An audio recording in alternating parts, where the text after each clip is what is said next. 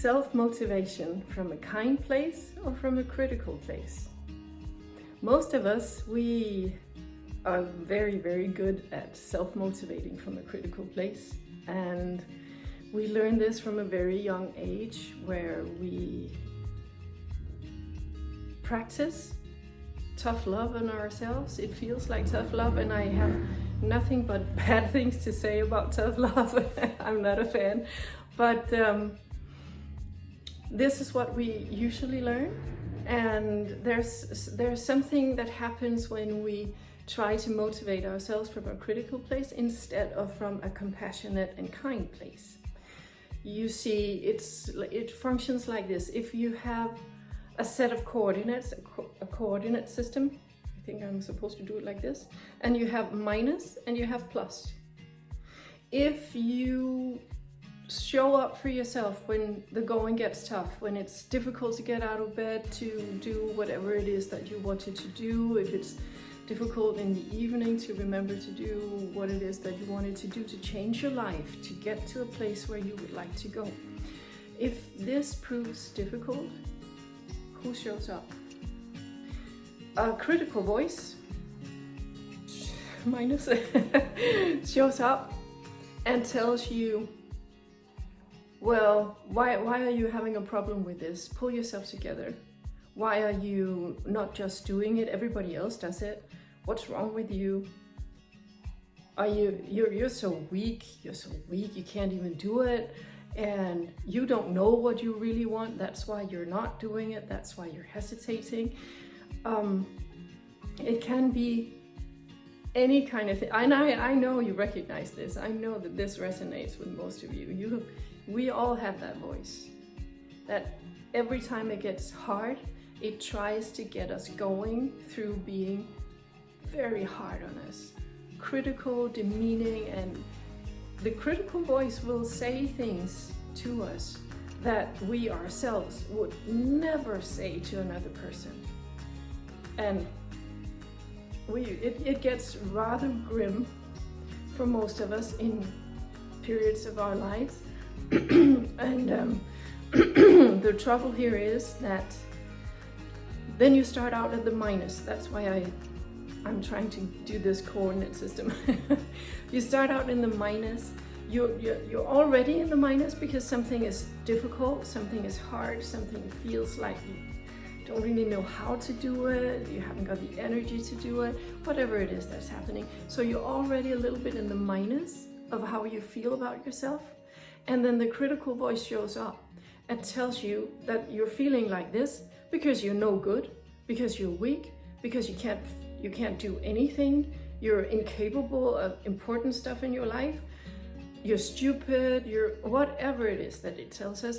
So it takes us from already feeling a little bit low to feeling a lot lower. And I know you can recognize this.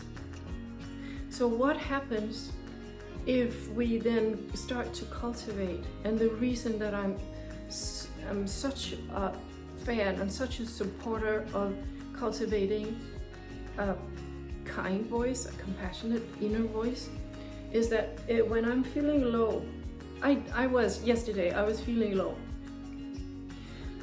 If I start then telling myself, what's wrong with you? You shouldn't be feeling like this. This is because of you can't figure anything out, you're not able to do anything. Then I'll go even lower. And then what happens? To what I wanted to do, to my motivation, to my drive, then what happens? Well, you can guess it, right?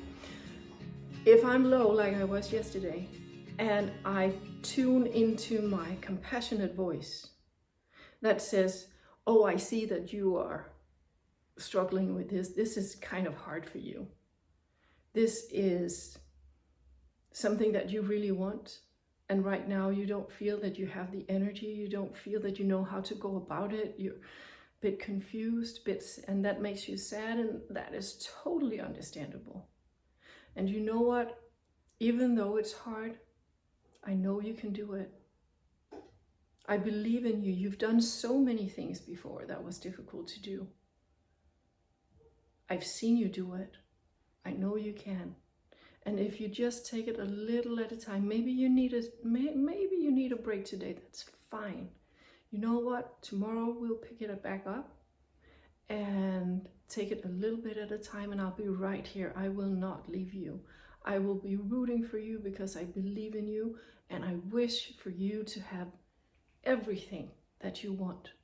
I wish for you to thrive. I wish for you to be well.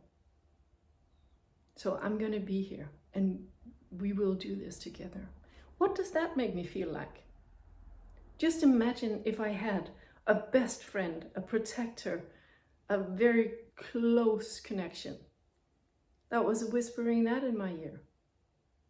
It would take me from feeling a little bit low and maybe lonely to feeling connected, seen in a positive way, and that's the trick. Somebody sees me, even though it's my mind making it up. It doesn't matter, because the mind has great difficulties separating what we're imagining from what's actually there.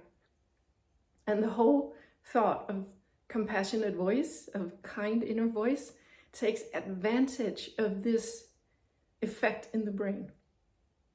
So now I have somebody who is there with me, who sees me, who understands me, and who still wants me to push for it, who still wants me to go do it, who still wants me to succeed.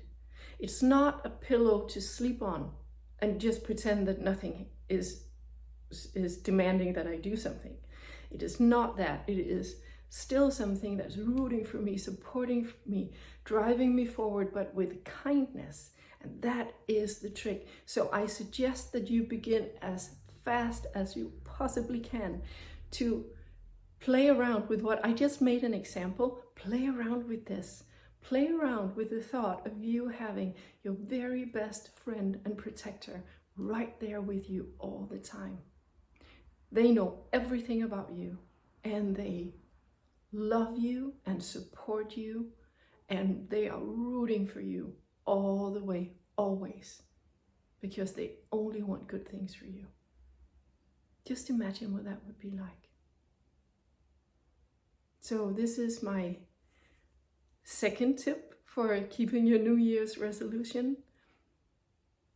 Start to cultivate a friendly voice, a supportive voice, a kind voice, a wise voice that can show up and help you when things get tough.